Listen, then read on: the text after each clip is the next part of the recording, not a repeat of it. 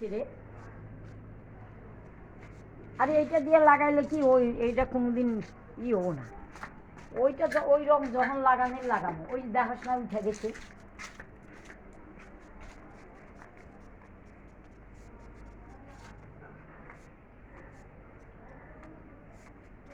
ওই গাছটা ছিঁড়া ফালিয়ে দিস তো নিচটা করতে গেলে দাগ হয়ে যাবেন ছিঁড়ে। দাগ করে দিচ্ছি, রং লাগাতে সুবিধা হবে, চটচটে যেন না হয়। এ মা আরো কালো হয়ে যাচ্ছে। এ বাবা,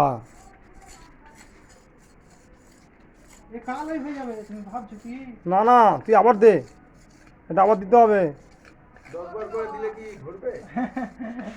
না না, এটা আমি তো তখনই বললাম এই লাল দিস না, এখন লাল ভালো না। চলো চলো। এর উপরে আবার ওয়েদার খুব লাগবে। এটা ঢুকছে যখন বাড়ি রং হবে কি করছে এখন বেকার, আবার তো থাকবে রং ফেড হয়ে যাবে। হ্যাঁ থাকবে না, বেকার। হ্যাঁ এ রং বেকার তো ফেড হয়ে যাবে, আবার চির ফাটিয়ে যাবে রোদ্রের তাপে। হ্যাঁ আমি জানি তো। এইসব জিনিস বাইরে কিছু না, এমনি শুধু একটু ঘোলানো সিমেন্ট থাকলে যথেষ্ট রঙের থেকে। সব চটচটে হয়ে যায়। হ্যাঁ কেন আমার 25 বছরের ছিল। 30 বছরের আলাদা আর এখনকার আলাদা। আগে লোকে শুধু নুন ভাত খেতে গেছে, এখন মাছ মাংস ছাড়া ভাত খেতে গেল। চলো বুঝাবে কি এখন?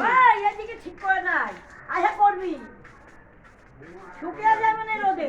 আজকে হলো ওই যে ওই দিকটা এইটা রং করছে, নতুন করে রং করছে ওই দিকটা বাগানটা, রেলিং দেখুন শুনি চুরেছে। রেড অক্সাইড দিয়ে রং করছে, সিমেন্টের রং, আরে এইটার সিমেন্টের সঙ্গে মিশিয়ে। যখন বাড়ি আজকে হলো তখন আইনা আবার ওই ওয়েদার কুটের লাল রং 22 এপ্রিল 2026, আর আগে তো তাই যে ওই বুধবার। করলাম না থ্যাংক ইউ ভেরি মাচ। লাল রং আইনা এগুলা করে নিছিলাম আবার আমাদের বাড়িতে, তুলসী মন্দিরে বাড়ির সামনে। দেখ না আবার আমাদের বাড়ির সামনে। ওই এই বন্ধুরা। সব রং কয়দিন পর পরই করতাম, 10-20 বছর পরই করতে পারি। কত 8-10 আমার মা- বছর আগে করছি। ওই যে নিচের ঘরটা যখন করলো ইয়ের পুলাই কইরা দিয়ে গেল। কে? কটা মাটি, বাজে বলতো? মাটির পোলা। বলতা কটা বাজে?